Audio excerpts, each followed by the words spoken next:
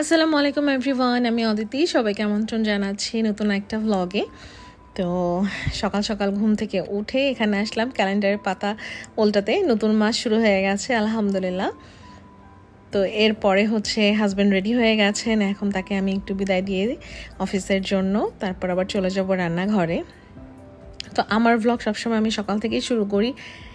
খুব কমই থাকে যে অন্য কোনো টাইম থেকে আমার ভ্লগ শুরু হয়, কারণ আমার বাসায় দুপুর 1-2টার পর মানে লাঞ্চের পরে আমার বাসার কোনো কাজই থাকে না আলহামদুলিল্লাহ। সমস্ত কাজ আমরা একদম সকাল সকাল সেরে ফেলি। তো দেখা যায় যে লাঞ্চের পর থেকে জাস্ট এমনি বসেই থাকা, আর কোনো কিচ্ছুই করার হয় না।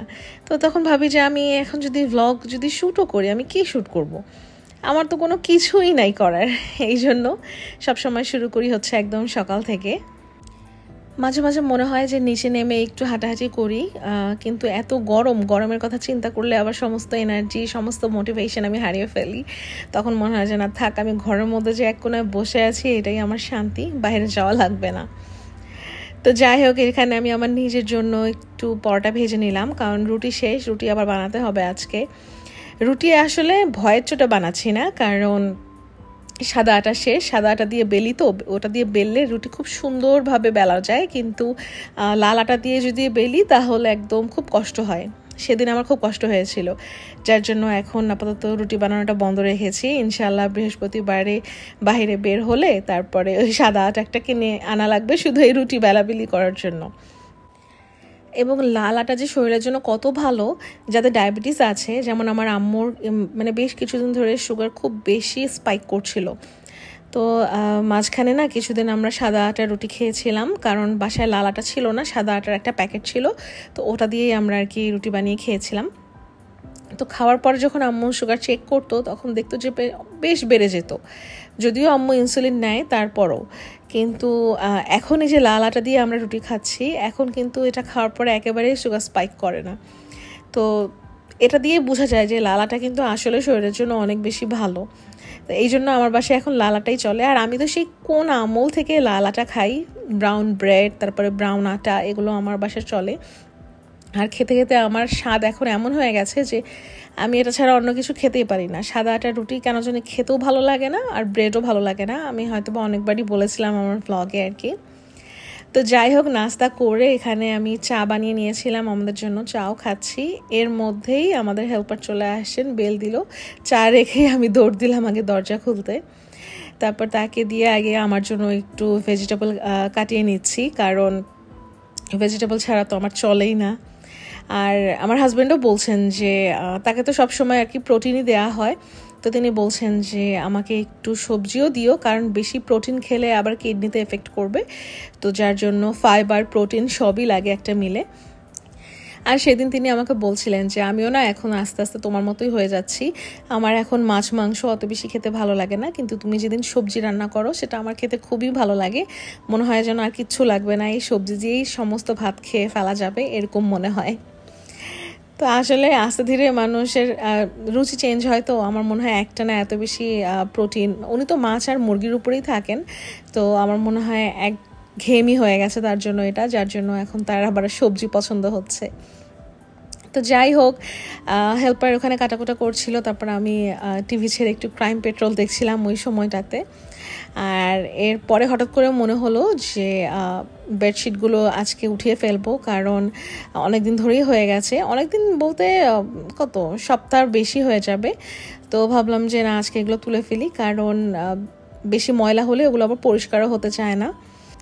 আমি অনেককে বলতে শুনেছি, আমাদের পরিবারের ভেতরেই অনেককে বলতে শুনেছি যে ওয়াশিং মেশিনে কাপড় চোপড় ধুলে নাকি পরিষ্কার হয় না, একেবারেই হয় না। তো আমি তো জীবনেও কখনো হাতে কাপড় চোপড় ধুই না, আমি তো সবসময় সব কিছু ওয়াশিং মেশিনেই ধুই। ইভেন রান্নাঘরের যত টাওয়েল আছে, ন্যাপকিন আছে, সমস্ত কিছু আমি ওয়াশিং মেশিনেই ধুই।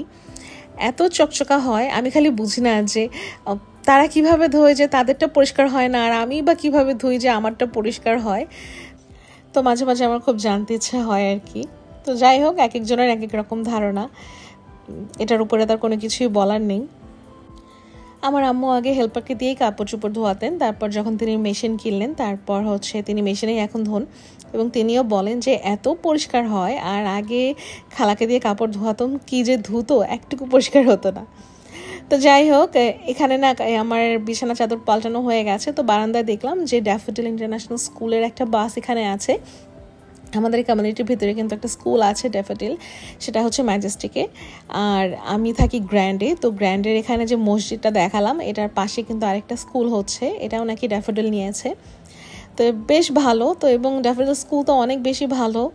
আর এখানে যারা মানে ছোট বাচ্চারা আছে কেবল স্কুলে দিবে, তাদের জন্য আমার মনে হয় একদম বেস্ট। এই ছোট্ট বয়সে আসলে মা বাবাকে অত বেশি দূরে দৌড়াতে হবে না, বাসার কাছে স্কুল একদম ঘরের কাছে, কোনো টেনশন নেই, কিচ্ছু নেই। এনিওয়েজ এখানে হেল্পারও কাজ করে চলে গেছেন, এরপর আমরা একটু রান্না বসিয়ে দিয়েছি। তো আজকে ভুড়ি রান্না করব। এটা আগের ব্লগে দেখেছিলেন যে আমি এটা সিদ্ধ করে রেখে দিয়েছিলাম। তো হেল্পার এসে এগুলোকে সুন্দর করে কেটে কুটে ধুয়ে দিয়েছিলেন। তো ওটাই আজকে রান্না হচ্ছে, আর এটা আম্মু রান্না করে দিচ্ছে। আমার না কোনো মাছ কোষ রান্না করতে এখন আর ভালোই লাগে না, কেমন জানি আমার কাছে মনে হয় ভালো হয় না খেতে, আমি রান্নাও করব না। তো আম্মুই রান্না করছে আর আমি সবজি রান্না করছি। তো আম্মুর রান্না বান্না ভিডিও করতে গেলে ওটা এডিটিংয়ের সময় আমার কী যে কষ্ট হয়। এই যে আমি যেমন সমস্ত মশলা একেবারে দিয়ে তারপর কষিয়ে নেই, আম্মু কী করে, একটা মশলা দেয়, একটা নাড়া দেয়, আবার আরেকটা মশলা দেয়, আরেকটা নাড়া দেয়, এভাবে প্রত্যেকটা মশলা দেয় আর একটা করে নাড়া দেয়। তো ওই জিনিসটাকে আসলে এডিট করা মানে কী যে ডিফিকাল্ট, যা বলার বাইরে। দেখে আম্মুকে বলবো যে এরপর থেকে একবারে সমস্ত মশলা দিয়ে তারপর নাড়া দিও, না হলে এডিট করতে খুব কষ্ট হয় আমার। তো যাই হোক, আমার আম্মুর এই ভুড়ি রান্না করাটা যে কী মজা হয়েছিল, যা বলার বাহিরে। আসলে মশলা তো সবাই একই রকমই দেন, কিন্তু এক একজনের হাতের মানে কি বলে, হাত আলাদা আলাদা থাকে। দেখা যাবে সেম মশলা দিয়ে আমি রান্না করব কিন্তু টেস্ট একরকম আসবে না। তো এক একজনের হাতেরই স্বাদ থাকে আলাদা রকম। তো আমাদের দেশে বলে যে হাতে যশ থাকে, সেই মানে যশে যশে রান্না নাকি অনেক ভালো হয়। তো যাই হোক, এই যে আমার হাজব্যান্ড এটা খেয়ে আমাকে সাথে সাথে মেসেজ করে পাঠিয়েছেন যে রান্না সেই মজা হয়েছে, আজকের খাবার সেই মজা হয়েছে। পর আমি বললাম যে একটা আমি রান্না করেছি, একটা আম্মু রান্না করেছে। তো আম্মুকে এসে থ্যাঙ্কস দিয়ে দিও যে আম্মুই তো রান্না করে দিয়েছে এত কষ্ট করে। অনেকেই আছে ভুড়িটা একটু তেলে ভাজা ভাজা করে খান, আবার অনেকে আছে রান্না বান্না করে খান। তো আমার খালাকে দেখতাম যে তিনি তেলের মধ্যে ভুড়ি ভাজা ভাজা করে তারপর খেতেন, কিন্তু আমার কাছে ভুড়ি রান্না করে খেতে বেশি ভালো লাগে।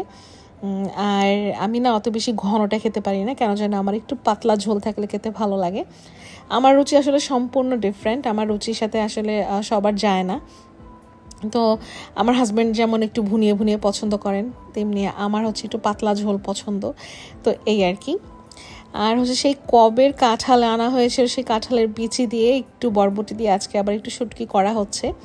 এগুলো আমার আর আম্মুর ফেভারিট, কারণ আমি ভুড়ি অত বেশি খাবো না, জাস্ট একটু টেস্টের জন্য আর কি মুখে নেওয়া, এই পর্যন্তই। তো আমার সবজি তারপরে এই শুটকি এগুলো হলেই আলহামদুলিল্লাহ, আমার আর কোনো কিছুই লাগবে না, আমি খুব সুন্দর করে মাশাল্লাহ খেয়ে উঠতে পারবো। আর শুটকি রান্নাতে আমরা কোনো জিরে বাটা বা জিরে গুঁড়ো ব্যবহার করি না, আমরা শুধু ধনে ইউজ করি। তো এমন হলুদ মরিচের গুঁড়ো, তারপরে লবণ, তারপরে ধনে গুঁড়ো, এগুলো দিয়ে আমরা শুটকি রান্না করি।